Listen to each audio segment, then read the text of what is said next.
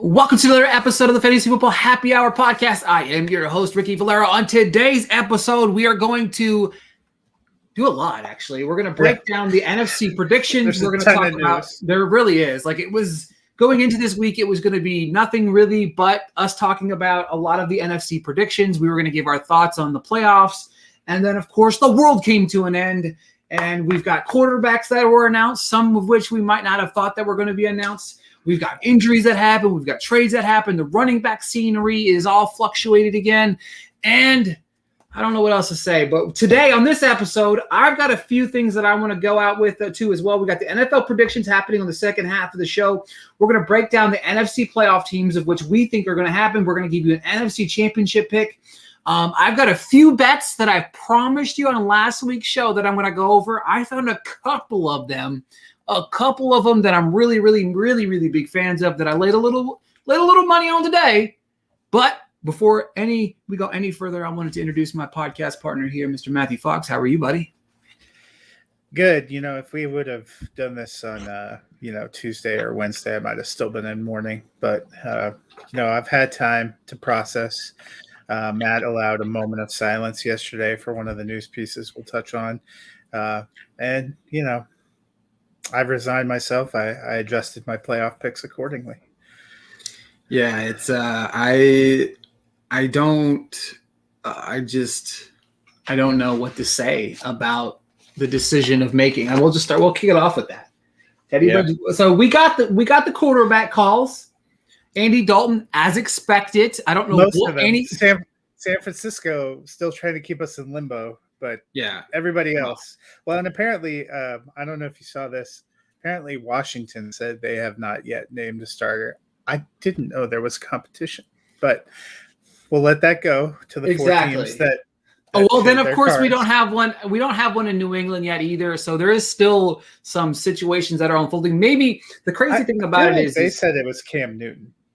They did, but they kind of Bill's going to roll out on September 11th. Be like. Is this a question? I told you it was Cam Newton 7 months ago. Exactly. It's going to be interesting to what they do out there. But the ones that which was perfect that these ones, two of the ones, Andy Dalton was named, and then Jameis Winston. I don't know how long Dalton's going to be the quarterback, but anybody that thought anybody other than there was actually some juice. There's actually some juice on the table about Andy Dalton being the week one starter. And I called this so many months ago, and I think it's a great idea. First off, just because week one's against the Rams. Yeah, so let Andy Dalton go out there and die. You know what I mean? Let Andy Dalton go out there and die. You know what I mean? Week one. But I do think just because they paid that man and they didn't expect Fields to drop to them. They didn't. You know what I mean? They had that was not on the cards on draft night.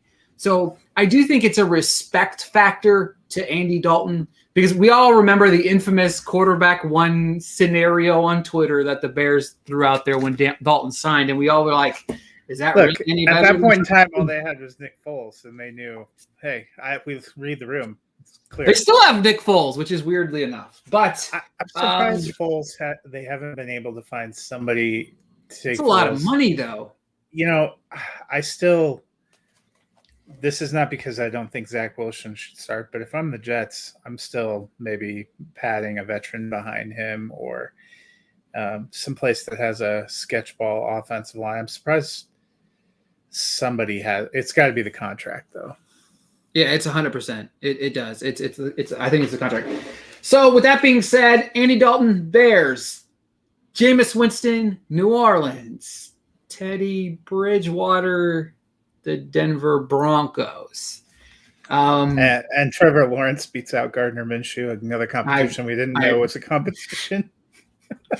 I mean, I wasn't even going to. I saw you wrote it. I wasn't even going to acknowledge it because I don't even know what to say about that. I would say only one of those four was a surprise to me. I expected Dalton to start the season. Yeah. I think for those of you that follow our ranking sheet, I went and updated all my season-long rankings accordingly last night with some of the other news about Travis Etienne going out and Sonny Michel getting traded, which we'll get to, and all these quarterback fluctuations. I'm coming around to, based on the fact that the Texans no longer will allow Watson to practice, that he's in some way not going to play for them. It's now, when he reported to camp and he was practicing every day, I was like, well, I guess they're going to let him play. But now it seems like they're not. So I've kind of made that. Looks like Carson Wentz is actually going to play week 1. So I've made some adjustments there. And then with all these new quarterbacks, the only one, like I said, I think Dalton plays. I have Justin Fields. I actually moved him up in the 20s in my quarterback rankings. I think Andy Dalton probably plays 3 or 4 games. And then the Bears make a change. I don't think they beat the Rams. I think there's a decent chance they beat the Bengals, but I think there's a real decent chance they get embarrassed by the Cleveland Browns, at which point in time they look toward making a change. Because some Bears fans have said Nagy's not on the hot seat. I think he certainly is. Jameis Winston, not that big of a surprise. I think it's still going to be them rotating Taysom Hill in. I think the NFL Network guys said it perfectly. The only reason Hill would have been named the starter is if he was clearly better in all phases than Jameis Winston. Otherwise, Taysom Hill has a role. If they took Drew Brees off the field for Taysom Hill, they're still going to take Winston off. And we always thought he was probably going to be in there and be in a split. I think he looked nominally better than I was expecting, but New Orleans has no receivers, which is a problem. The one that's disappointing to me is Bridgewater. I had a feeling they were going to do it after watching the second preseason game, just the way they called and the way they structured things and the way they pushed to try to have maximum success when he was on the field and to have maximum inefficiency when Locke was on the field. Was kind of a bummer. My take has been this. Vic Fangio on the hot seat. Based on his interviews and this decision, among others, I think he's right now playing not to lose rather than playing to win. And that is a distinctly different thing in sports, which is why, Denver made the safe choice. They'll probably still be 3-0 based on the first 3 games of the season at the Giants, at the Jaguars, home to the Jets. But I don't think they make the playoffs. I think that with Bridgewater in there, they're a 7-9 win team. And they won't put up the points to beat Kansas City. I don't even think they win 7-9 games, to be honest with you. But the only reason that I think they have a decent defense and they do have weapons. Like that's and the biggest problem I think is I don't know. I don't get the Teddy. I didn't get the Teddy Bridgewater thing. They should have drafted Justin Fields. They should have just. So did you see the report that came out that they finally kind of gave a reason why they didn't? He didn't clear with their medical staff because of the epilepsy. Moving on. Yeah.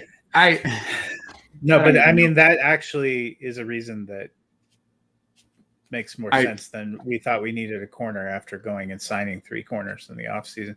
I'm sure they like Patrick Surtain, and I like what I've seen from Surtain, but they said they love Justin Fields' talent and potential, but they had a red flag for the medicals. Interesting. I'm wondering if that was the differentiation for a couple of those teams, because Carolina, I'm still surprised they didn't go. Maybe a couple of these teams were more concerned about that than others, and that's where he slid in a couple places.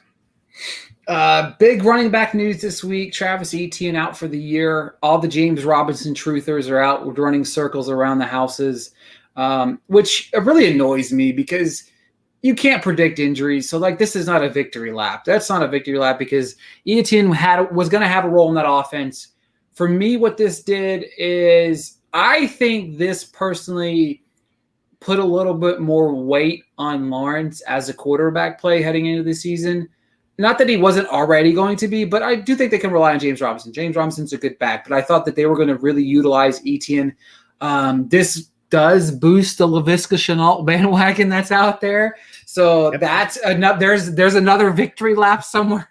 Those are some of the ranking adjustments I made. I put Robinson up a little higher. I dropped Trevor Lawrence a little bit in the QB order, and I boosted Laviska Shenault because Shenault, probably some of the things that he does with rushing and some of those shorter pass routes were going to be the ATN role.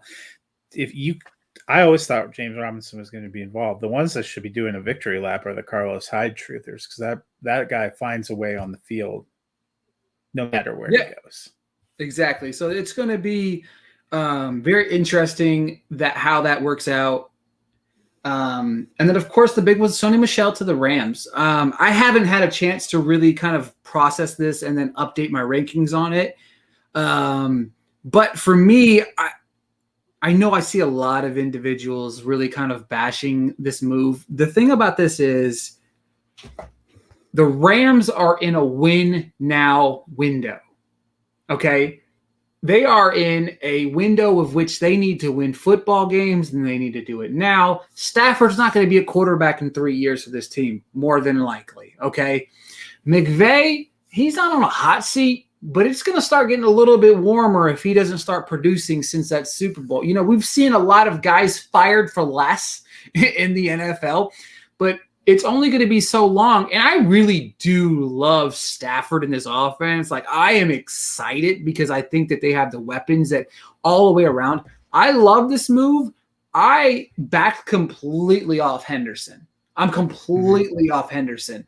And I want no part of it, which I'm okay with. You know what I mean? I just really, really do. But at the end of the day, hang on, I was about to say to do Julio Jones and Robbie Anderson. Oh, wait, a question here. I was about to do Julio Jones, Robbie Anderson for Chris Godwin because I had Mike Evans and wanted that stack. However, I took it back because I also have the Mahomes in stack, and I would like to be punting too many games. Yeah, you definitely don't want Evans and Mike Evans stack personally because I don't know if it's dynasty. I'm still taking Godwin over Julio Jones and Anderson. If it's redraft, I think Julio Jones is going to have a fine season. So. Yeah, me as well. But with that being said, I look at it this way. I don't want either part of these guys fantasy-wise because I'm not sure how it's going to play out. I do think if you take a late-round flyer on Michelle, I haven't really seen what his no, it's not. It's Dynasty, of course. Then, yeah, maybe Godwin for Robbie Anderson and Julio Jones, then I definitely would do it then. Because Godwin could potentially go somewhere else again. He's on that franchise tag. Yep. Yep. And if Brady leaves, then he's definitely going to leave, I think. Godwin for Julio Jones and Robbie Anderson in a dynasty when you're thinking long term, to me, is a fantastic value. I mean, you might get jammed up a little bit by having stacks. Although if Godwin stays healthy, I still have Godwin on the cusp of wide receiver 1 this year, and Evans is a high end wide receiver 2. I think Tampa Bay is going to be great. Yeah, exactly. Yeah, I like that trade as well. If it's dynasty, I say you pull the trigger, whether or not you have the Mahomes Kelsey stack or not. Which, first off, Mahomes, Kelsey, Godwin, and Evans. That's a hell of a dynasty roster. I got it. You can't do much better. I mean, that's really good to have that in your starting roster. It may not matter who your running backs are. Exactly. But as far as Michelle goes, I think if you want to, I think the value here of the two is definitely Michelle. You want to take a late round flyer, make it happen. That's just my honest opinion about it. But I was already 50-50 on Anderson. I felt like this all it really did for me was moved up Kupp, moved up Woods, moved up Stafford, and Henderson's okay. But I saw somebody tweet this out. They said we saw an entire year of Henderson, and McVay still went out and drafted Akers. And it's like, here we are. So he didn't. Yeah, I think that was more about they were letting Gurley go. They want a couple of backs. I always thought it was going to be some kind of a split. I think going out and getting Sony Michel tells you a couple of things. They're worried, can Henderson stay on the field? He has struggled with injuries both the first 2 years, already got dinged up in camp, even though they decided they weren't going to put him on the field. That's not a incredible sign. You know, if you're out there and he's your only guy you're counting on. The other thing is they looked at the Jake Funk, they looked at the Xavier Jones, and they were like, if Henderson was to miss time, do we feel good about those being our only options? Raymond Calais got injured last week, has surgery. I think he's out for the year now. They didn't have a ton of depth in that room. I think all of us thought they were either going to get one of these free agents who is still out there. They were going to try to hit waivers. I'm not convinced they don't still add a body in waivers. We know it takes a long time to really learn the complexities of that Rams offense. I don't particularly think the Patriots offense is similar to what the Rams are running from what I've seen on the field. So Henderson's probably still the lead of the committee. I dropped him back into RB3 territory for me out of low end RB2 territory because I think he might miss some games.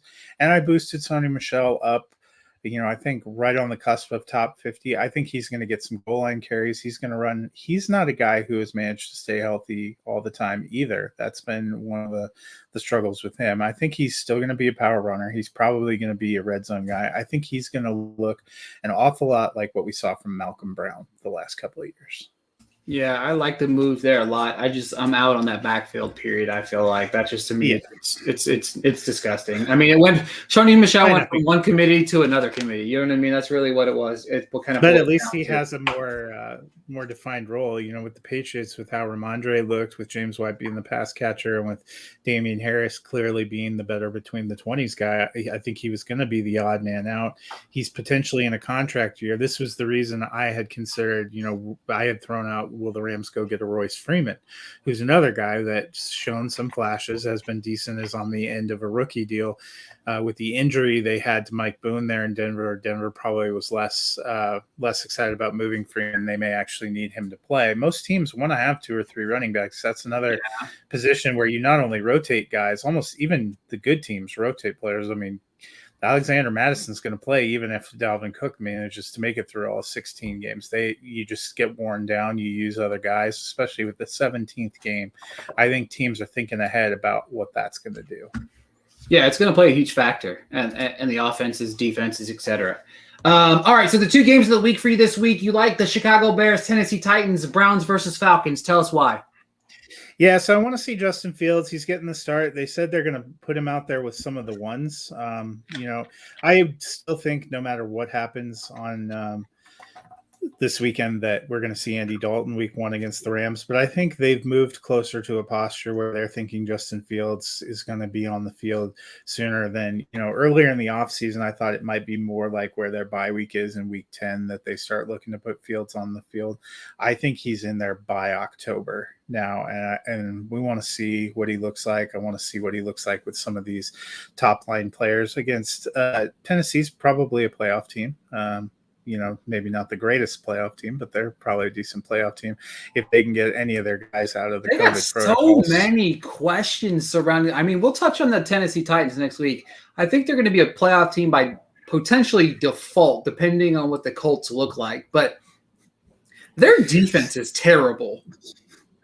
Their secondary is no. They got rid of their entire secondary and really didn't do anything. If you watch their defense last year, it's arguable they didn't have a secondary.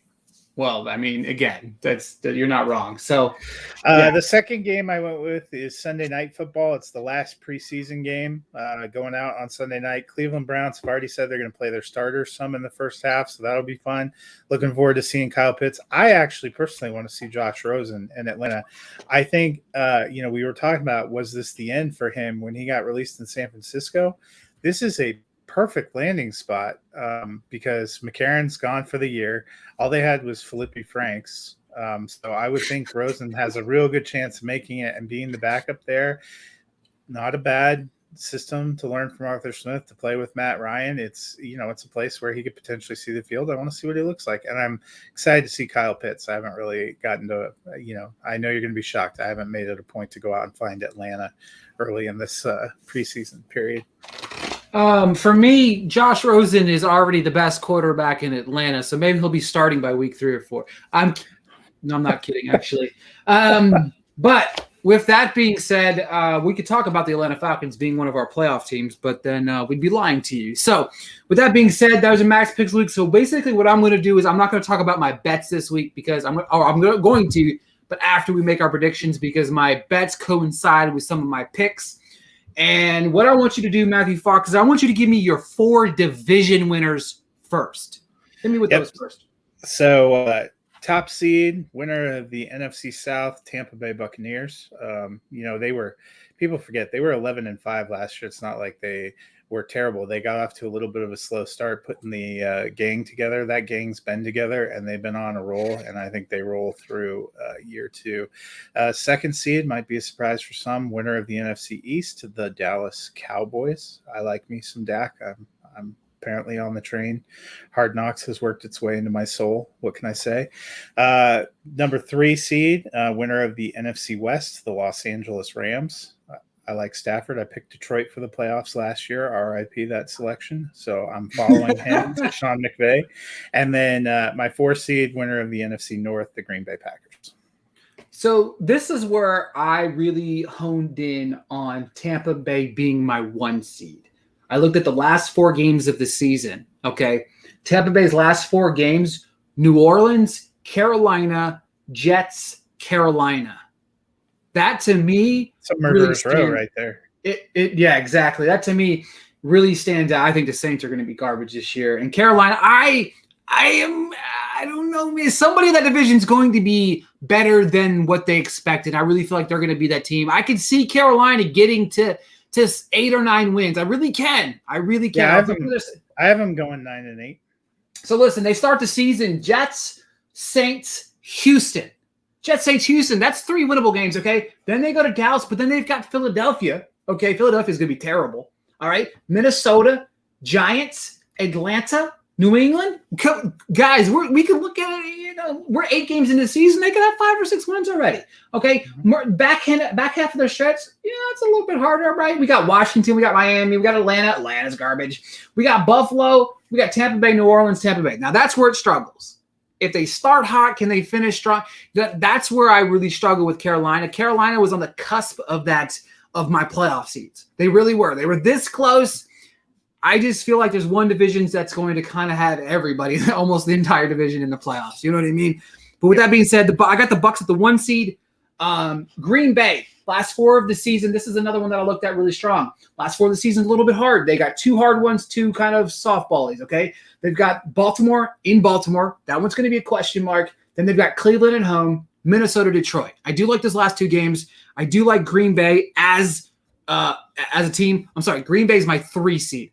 My number 2 seed, I love this team. You mentioned them as well. My team as well. Down the stretch, Minnesota. They're hard down the stretch. Seattle, Minnesota, Baltimore, San Francisco. I got the LA Rams as my number 2 seed right now. I've had them up as my number 2 seed. I feel confident in this team. I really do. Coming in at my 3 seed was Green Bay Packers. My 4 seed is the Dallas Cowboys. Okay, the Dallas Cowboys schedule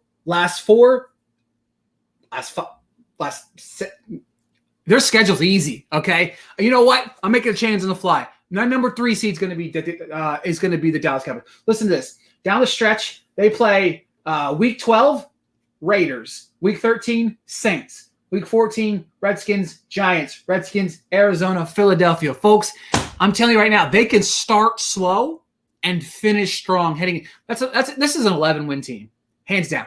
11, 12-win team. I personally feel like maybe 10, 11 is more realistic, but I have them a 10, 11-win team, and I do think that's easily. I think they win the division by 2 games easily. I have them win the division by at least 2 games. I think. Give me 5 minutes until let me think about it, and I probably won't. Okay, I'm wishy-washy. I'm very Dallas. Dallas was my Super Bowl team last year, so I'm very hesitant to go with Dallas again this year.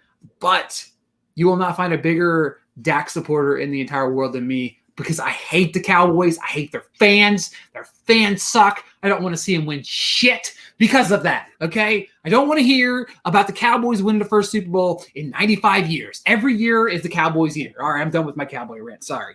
But so I had, I use the playoff predictor site that I sent you so you can play the actual schedules out. I had Dallas winning 12. But I think Washington's going to be good. I think that's going to be a battle all the way down. I have Washington in the playoffs, just not. I think that game down at the end of the season where Washington's at Dallas, I had Dallas winning that one, and I think that could be very well be. They're another team down the stretch that I really feel like they have some smooth sailing with Las Vegas, Dallas, Philly, Giants. You know what I mean? I really feel like that they have a pretty. I mean, you finish with 2 games against Philly and 1 against the Giants, 3 of the last 4. If you win 3 of those 4, you're in the playoffs. I feel like that with their schedule early on. I feel like they win 3 of those 4. We'll see them in the playoffs. All right, so that's my 4. That's my 1 through 4. Bucks, Packers, Cowboys, Rams are in that 1 through 4 somehow. I forget how I laid them, but it's all right. All right, so Wild card. Now let's go ahead and throw this out here. First question. Fox and I don't talk about this. Had the same 4 division winners. All right. So Fox, let me hear those wild card teams.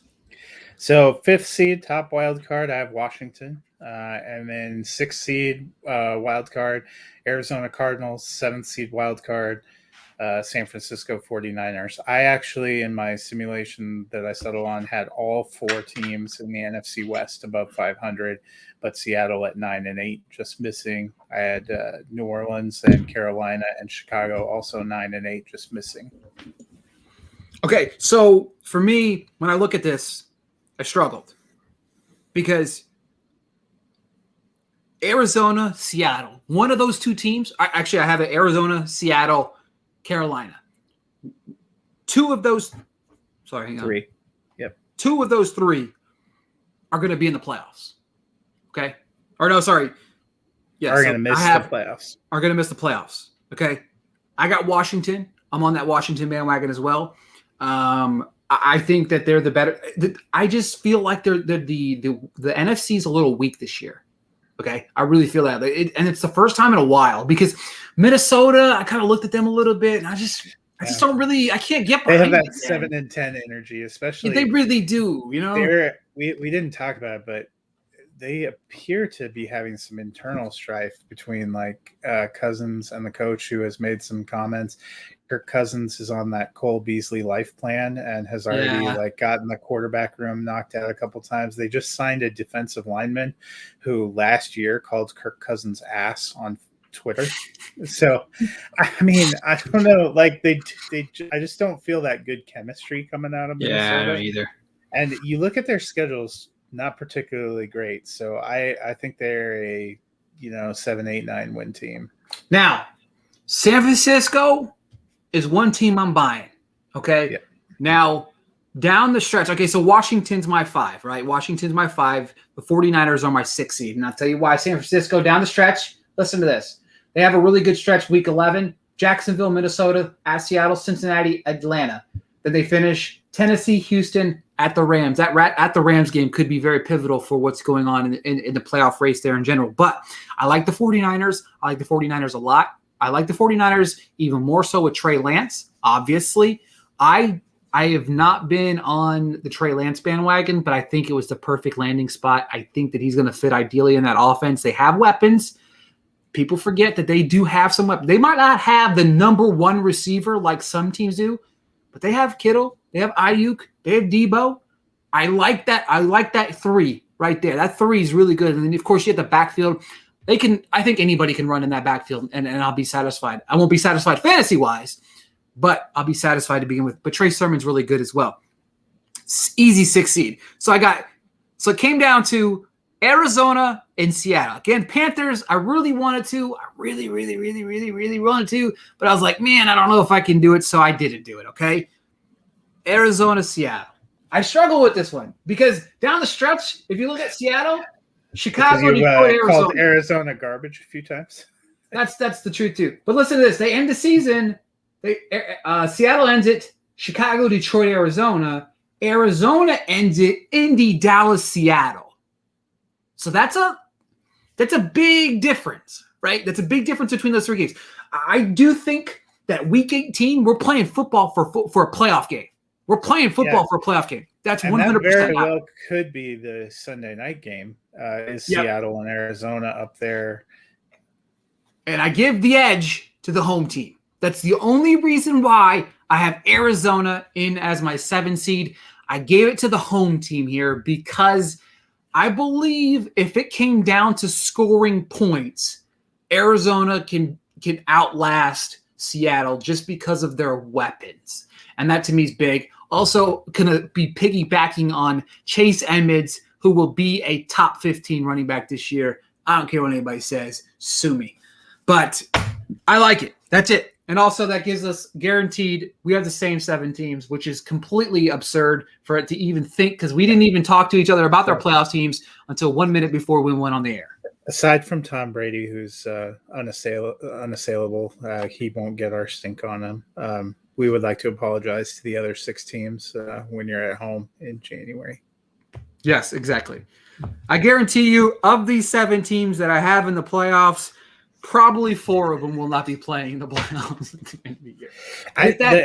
The NFC West is just so good. I think they do end up putting 3 teams in, and I would not be surprised 100%. if all 4 teams are above 500, because now you can't actually have any 500 teams anymore with that 17th game. So I think all 4 win at least 9 games, and I think that's what kind of knocks their records back down. Like the Rams, I like the Rams. The reason I don't have them as a higher seed in the NFC is because I think they'll lose 1 or 2 of those division games, because it's a tough division, whereas a Green Bay, a Dallas, Dallas has 1 good team in their division. Green Bay has a couple of R8 teams in their division, but and they also have Detroit. Tampa Bay's playing against the wall Tampa Bay's playing against the wall this year. That division's terrible this year. Well, and they returned the entire team. Constructed an all-star lineup last year, and it was only because it took some time to figure out, and they didn't have a preseason. I think that's why they were 7-5. They were on such a tear by the time they hit the playoffs. I feel like that carries over. All right, so before we reveal to everybody what our NFC championship team is going to be, we're going to give you who our matchup is, and we're going to give you a winner. But before we do that, let me give you a couple quick bets, Matthew Fox, that I like. All right, you ready for these? This one's easy. I got this. The juice on this was at plus 100. I got the Dallas Cowboys over 9 wins. You're getting plus money on Dallas over 9 wins. That, to me, no-brainer. Absolute no-brainer. I think they win 9 games with their eyes closed this year. I really do. And the thing about it is their defense that great? No, but not a lot of teams in the NFC are going to be able to outscore this team at the end of the day. You can't. They have a great nucleus. They've got CD. They've got Gallup. They've got Cooper. They've got Zeke in the backfield.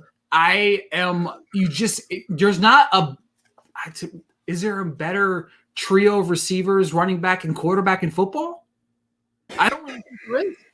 I can't think of it. I can't. Can you? 3 receivers? Yeah, not when you put the running back, I would take. There's a couple teams that have a good trio of receivers and good quarterback situation, but it's adding Zeke in there. All right, so Arizona, I got plus 100 over 8.5. I like this one as well. The reason I like this because I like Arizona as a playoff team. I like that. Look, they might only win 9 games. But all they need to do is win 9 for us to win the money. But now this is 2 bets, Fox, that I swear to you, I put the chips in. I made a teaser on it on Twitter today about it, okay? I got plus 180. Okay, that's a lot of juice. Plus 180 is a lot of juice on a bet. The Saints under is plus 180 on 8.5 wins. I love this bet. Love it. I love it. Matthew Fox is looking at me like I'm crazy, but I'm telling you right now, give me the Saints under 8.5. And let me go over the schedule for you real quick. Green Bay, Carolina, New England. I have them starting the season probably 1 and 2 there if they're lucky. Now with Jameis Winston at quarterback, they might not even win a game this year. I'm telling you right now, this team is not – they got Dallas, they've got Buffalo, they've got Tennessee, they've got Tampa Bay twice. I'm telling you right now, I do not see this team winning – I see them winning 6 or 7 games, if that. Now, this is one final play I've got for you guys this week. It's on the Saints as well. This one's plus 750. This is an exact win title. I'm not telling you bet the house on it, but I got them at 7 wins. If they land on 7 wins, you get the plus 750 money odds. It's not, again, the juice is just lay a little bit, not a lot, just a little bit on this bet. But I like them at 7 wins at plus 750. You throw $1 on that, you win $700. You win $7.50. You don't want to bet the farm on it, but I say put a little juice on the 750 because I was looking at their schedule. They're a 6 or 7 win team for me. And when you get there, I think that you're looking good. But if you for sure plus 180 under that 8.5, I smashed it the moment I found Winston was going to be the quarterback. Now, if it was Taysom Hill, I still would have smashed it at 8 plus under 8.5. But either way, this team's not good. They don't have any weapons. Their team's Alvin Kamara. Outside of Alvin Kamara. Let me calm down before everybody else. Big question is when Michael Thomas comes back, or if he plays for them. Exactly, that's the thing. I still think he comes back and plays for the Saints. I think He said, Me too, but I just don't see them winning a whole lot of football games this year. They have a hard schedule. They play Seattle in that mix. They like I said, they play a hard schedule, and they open the season up in Green Bay. Then they go to Carolina. They're not a good team outdoors. Green Bay's in New Orleans. So, then they go to Carolina. Either way, but yeah, that's not a good thing. Facing Aaron Rodgers and Devontae Adams on the turf is definitely not a good thing. I had for that them team. Starting 0-3 and starting slow, but I ended up having them at 9-8. I think that's being a little generous, Fox. Well, maybe I like Michael Thomas more than you. But Michael Thomas is not going to make a difference. Other than me, then Drew Brees, then Sean Payton. With that being said, folks, that's my bets. And next week, I'm going to bring you some AFC ones that I really, really, really, really like. And then I'm going to give you a little teaser. I talk about Chase Edmonds. I like him week 1 in daily fantasy. $4,600. You could throw him in the lineup and forget about him. That's going to be a high scoring game. Okay. Tennessee. Very high scoring game against Tennessee. Tennessee can't play defense. The Cardinals defense it is what it is. There's going to be probably 50 points scored in that game. Chase Edmonds is going to have Cardinals easily can't play defense either. They have Vance Joseph. Exactly. So, and then the other thing that I like the Sam Darnold, DJ Moore stacked week 1 against the Jets. Only $11,000, kind of saves you a little bit of money on the back half. Darnold's only 5K. I'll bring it up again next week because we have the NFL season right around the corner. But with that being said, Matthew Fox, I want you to hit me with your NFC Championship game, baby. So my last 2 standing I had when I played out the NFC is the Tampa Bay Buccaneers and the Dallas Cowboys. Let me stop you right here. I already know who you pick because we talked about it off the air. This would break, I could not listen to any Cowboy fan if they beat Tom Brady on the way to the Super Bowl. Damn it. I can't do it. I know there's a lot about... I mean, you could convince me the other way, but I picked Dallas to go to the Super Bowl. And actually, it'll be pretty amusing when we get to next week. It's going to feel a lot like the early 1990s when you hear my AFC picks. I guess it's going to be Buffalo versus Dallas, baby. Sorry, spoiler alert. All week we'll be watching Four Falls of Buffalo. So for me, I struggle with this one. I don't think any of these wild card teams are worth a nickel come for a long playoff run. So I think there is 3 teams. I think all 4 of the division winners could be in the Super Bowl. I really do believe that. I really do believe we could see the Cowboys. I do believe we could see the Packers. I do believe we could see the Bucks for sure. And I believe we could see the Rams. So for me, what it's going to come down to, I eliminate the Cowboys for one reason. I think it's the defense. I don't know if they can make the one stop to get them to the Super Bowl. Okay. And then I look at the Bucks. I'm like, man, I don't know. I don't see them repeating. My NFC title game, Tampa Bay Bucks versus the Rams. And I think McVay gets his revenge on Brady and heads to the Super Bowl. I like the Rams in the Super Bowl. I don't know what it is. I think they're probably the most complete team in the NFC, and that's the reason why I've got the Rams going all the way. I really struggled here because I think the Bucks or the Packers they don't have a strong enough defense, and they're not depth-wise at wide receiver. Funches got cut just a few moments ago. I thought he was going to make an impact. He got injured. He got hurt, and he's out the door. So I don't see them having. Cobb. They're trying to bring the early 2000s back. Oh God, I don't know about all that, but I do have the Bucks Rams AFC title, an NFC title game, and then I've got the Rams winning it, and I've got the Rams in the Super Bowl, and I'm not mad about it. So I will say, a lot of people may not realize Dallas's new defensive coordinator was the defensive coordinator the Seahawks had when they went to the Super Bowl, and they went and got quite a few pieces on defense. They played a little bit different. I think they're going to be better defensively than some people suspect. I don't think they don't have the Rams defense because they don't have Jalen Ramsey. They don't have Aaron Donald, but I like Micah Parsons. I like what I've seen from Micah Parsons. They improved some secondary pieces, and they probably just needed, like, when you go from Mike Nolan as your coach to anybody else, you could have taken over as defensive coordinator, and I would believe Dallas was going to be better. But Dan Quinn was not an incredible head coach, but he did lead some pretty kick-ass defenses. I agree with you. My biggest problem with them, I think the only reason they don't go to the Super Bowl has nothing to do with what they put on the field. I believe it has to do with that head coach on the sidelines. Yeah, I mean, that's definitely a concern. Please stop trying to talk me out of it. It's going to be hard enough to live with this for all the time. But CD Lamb, it's hard. I can't quit. Find somebody that looks at you the way I look at my CD Lamb shares. That's all you need. Man. I stole him a lot of different places last year because everybody freaked out about him landing in Dallas. But all right, so transitioning to our favorite, Matthew Fox and I's one of our favorite segments of the show. Obviously, we love them all. Let's calm down. All right, calm down. We watched a little-known movie on Netflix called He's All That, and it is a quintessential masterpiece, everybody. Quintessential masterpiece. If you have not seen this movie, that was an incredible letterbox.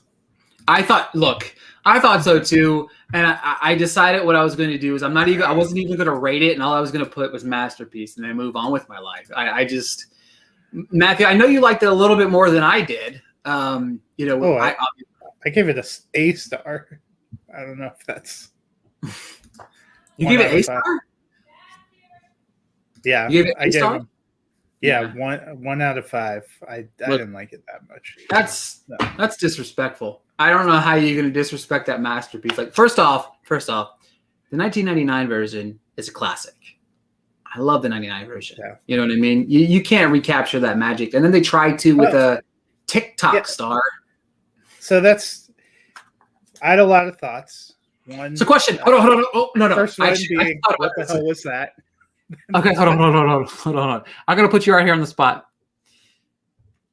Worst actress: Addison Rae or Bella Thorne? Bella Thorne. Sorry.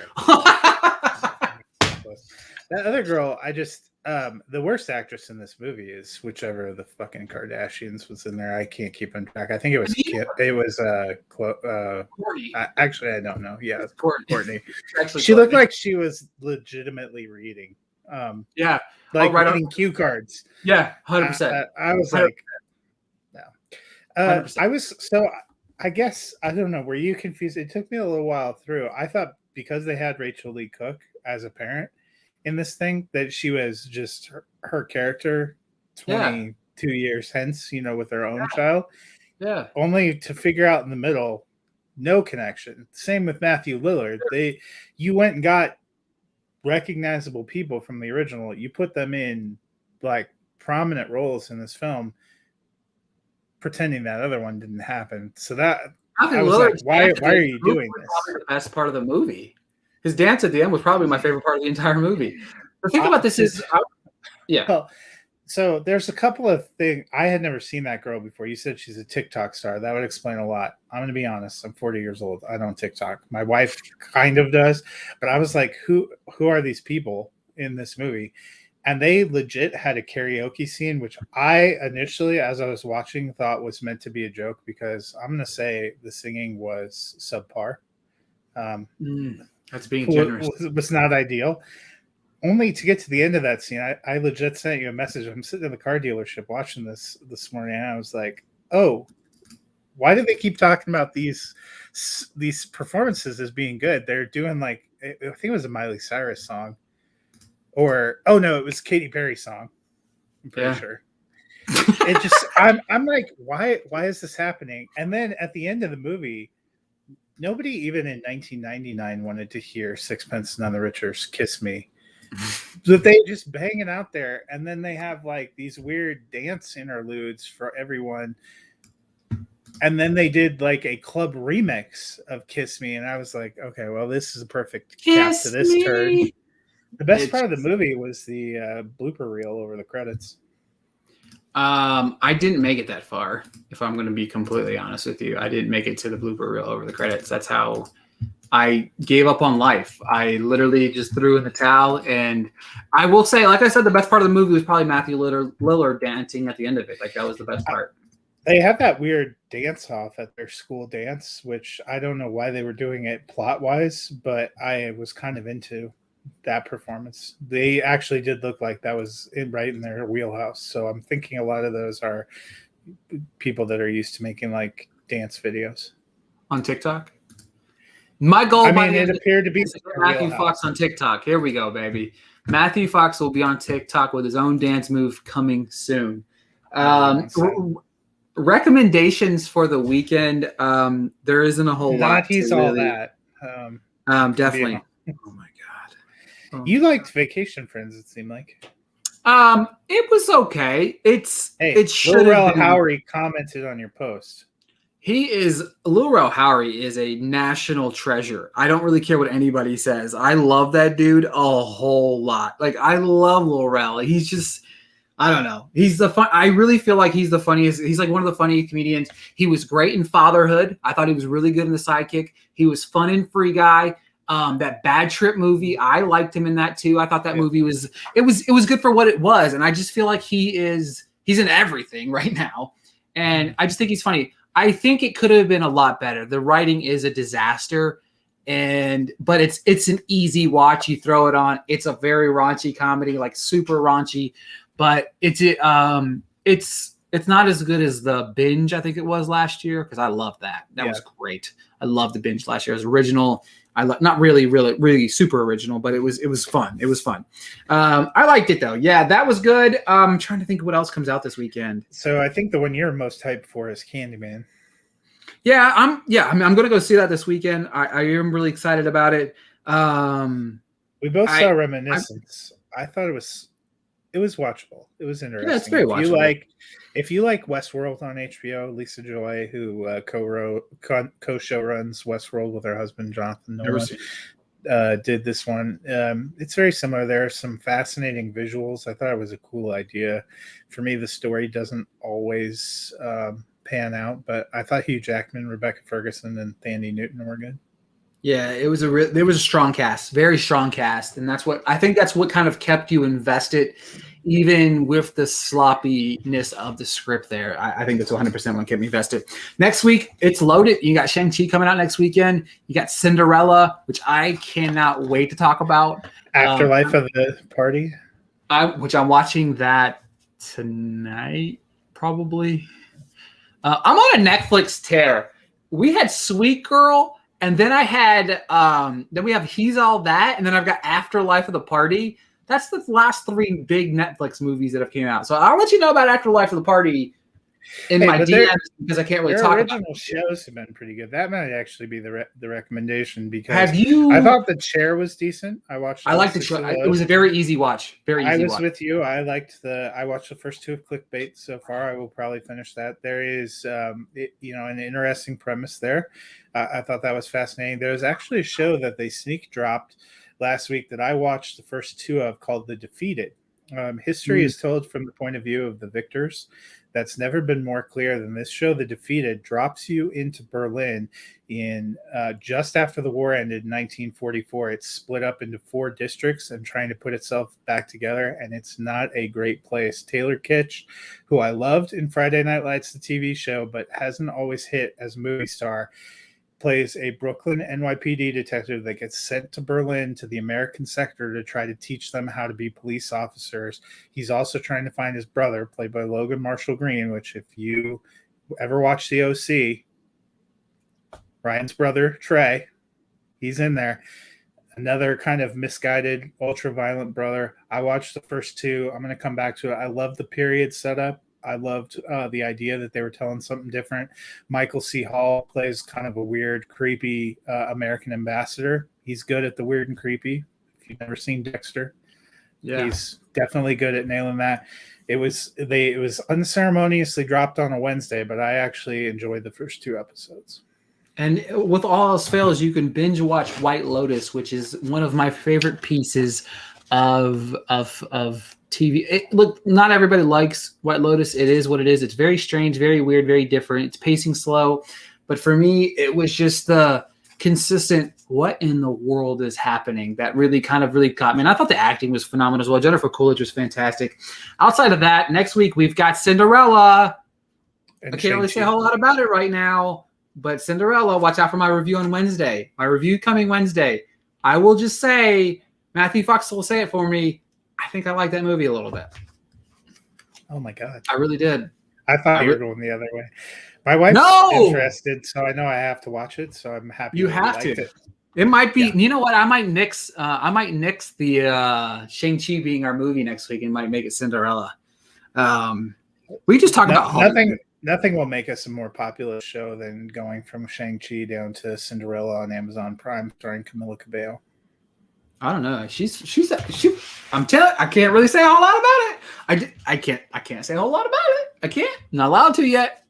Under strict. I mean, you must have liked it if you're even considering giving it a recommendation since James Corden's in it, because I know how you feel about James Corden. I hate that man.